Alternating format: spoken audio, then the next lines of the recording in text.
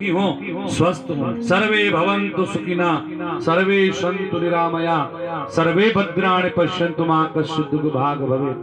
तो ब्राह्मण देवता सदा परोपकारी कहते हैं, इसलिए उनको पुरोहित कहा गया है, जो अपने यजमान का पूरा हित कर देता है। ऐसे ग्राम देवता ब्राह्मण देवताओं के चरणों में नमन करते हुए भगवान की परम पावन कथा का रसस्वादन हम कर रहे हैं। बड़े भाग्य से संत महंत परम दिव्य ब्राह्मणों का आशीर्वाद ही है जो हमारी वाणी आप तक पहुंच रही है। बिना गुरु की कृपा के, संत की कृपा के कुछ बोल पाना भी संभव नहीं है व्यासपीठ से। ये बड़े भाग्य से प्राप्त होती है। ऐसे साधु संत ब्राह्मण विद्वत जनों के आशीर्वाद से ही भगवान की कृपा से कथा का रसस्वादन आपको प्राप्त हो रहा है। आज श्री सनकादि ऋषि कहते हैं नारद जी महाराज से, जब अश्वत्थामा का अपमान हो गया, ब्रह्मास्त्र से भगवान ने रक्षा की, गर्भ से बाहर आए भगवान, कुंती के ऊपर कृपा की और कुंती ने दुख ही दुख मांगा भगवान से, मेरे जीवन में दुख ही दुख आ। अरे बुआ जी, अब तो राजमाता बन गई हैं आप, अब तो आपको सुख भोगने का समय आया है और आप दुख मांग रही हैं।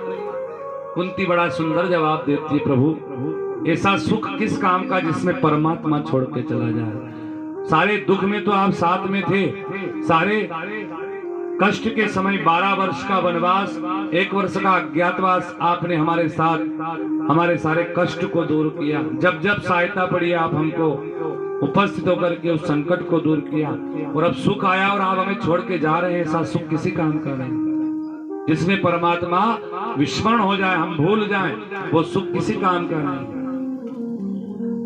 दुख में सुमिरन सब करे, सुख में करे न कोई, जो सुख में सुमिरन करे तो दुख काहे को।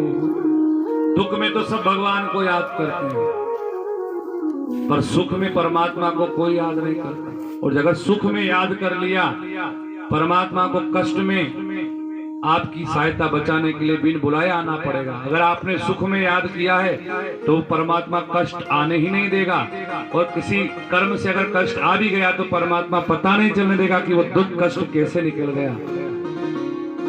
लाखों लोग मर गए कोरोना की बीमारी में, हमारे पुण्य अच्छे होंगे, पिछले जन्म के या थोड़ी टूटी फूटी भक्ति भगवान की करी होगी, जो या नंदनवारा में कथा सुनने के लिए भगवान ने हमको यहाँ बिठाए रखा। इससे बड़ा पुण्य क्या हो सकता है।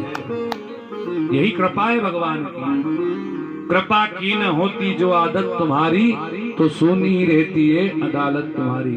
अगर भगवान कृपा नहीं करते तो कौन कथा सुनने आता, कौन मंदिर जाता, कौन पूजा पाठ करता, कौन आरती में खड़ा रहता, कौन उत्सव मनाता, रामनवमी जन्माष्टमी, कौन त्योहार में आकर के भीड़ लगाता। ये भगवान की कृपा का ही प्रसाद है।